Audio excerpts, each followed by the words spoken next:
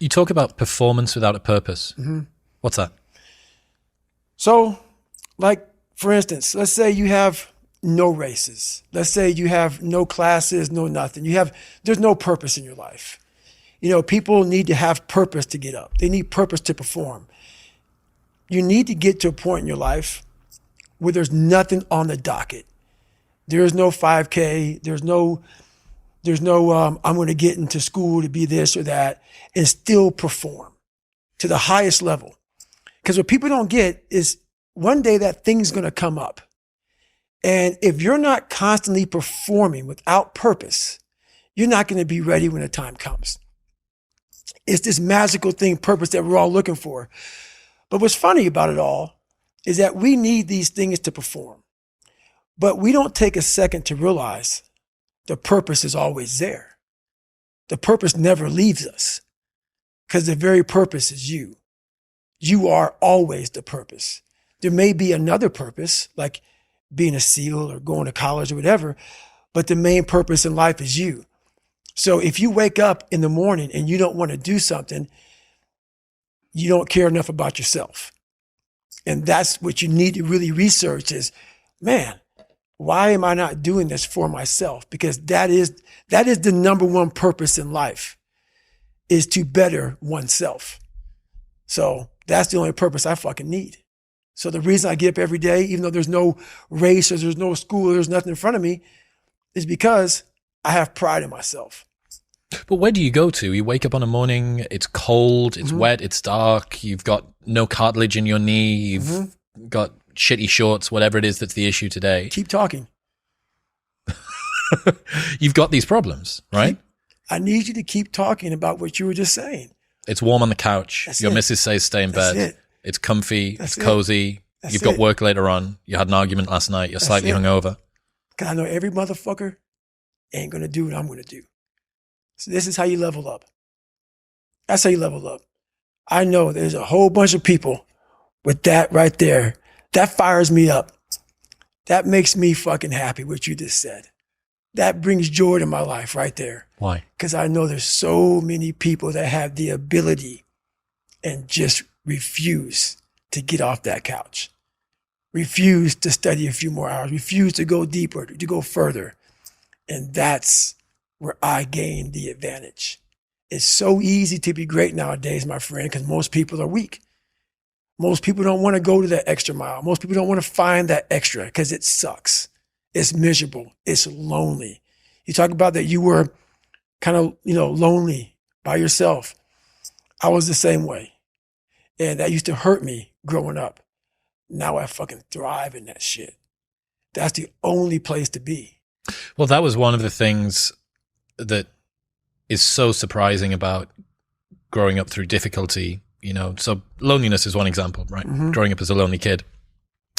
What you realize is a lot of the things that you feared or hated or embarrassed about as a child end up being the genesis of the things that you're most proud about as an adult. Mm-hmm.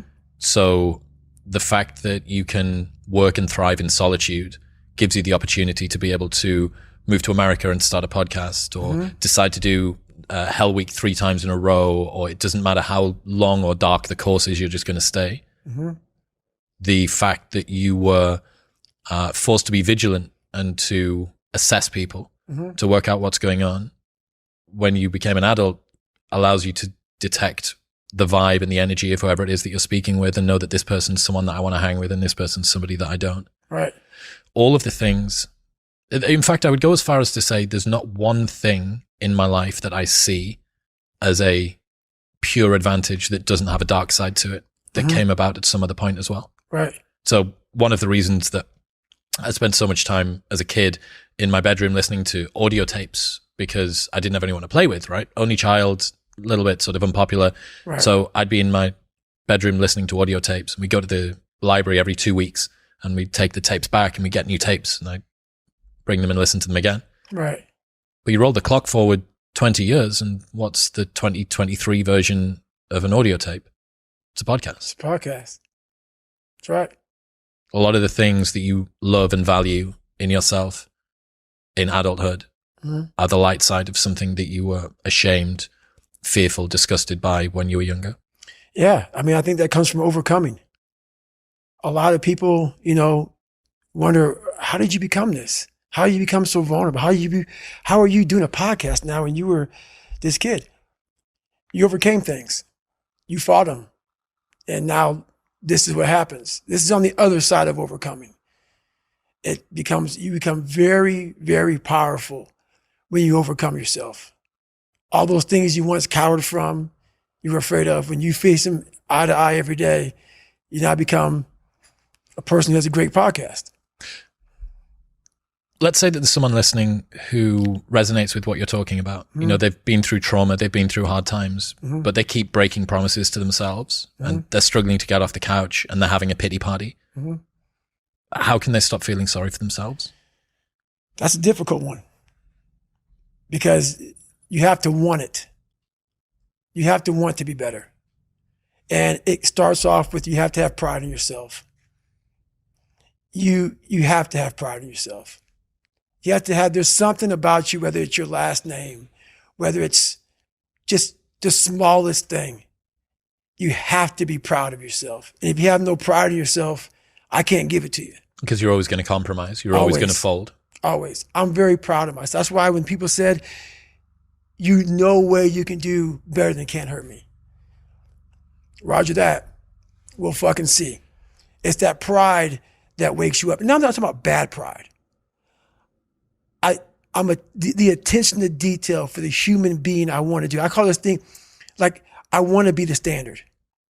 I want to be that guy. Like, every place I went in the military, there was this ethos about how this place is, how we're going to live, how we're going to represent ourselves.